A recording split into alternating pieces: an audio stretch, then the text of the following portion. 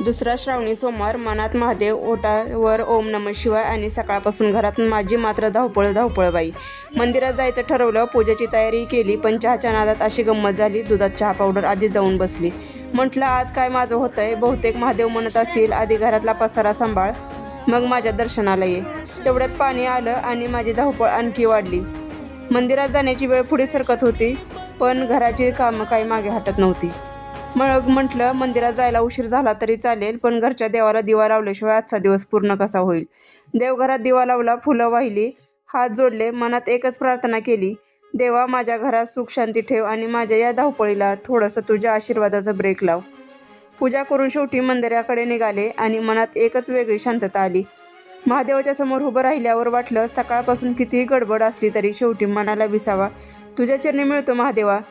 कधी चहाची गडबड, कधी पाण्याची वाट पाहणे, कधी मंदिरात जायची घाई, पण या सगळ्या धावपळीतही श्रावणी सोमवारची भक्ती मात्र निभावली.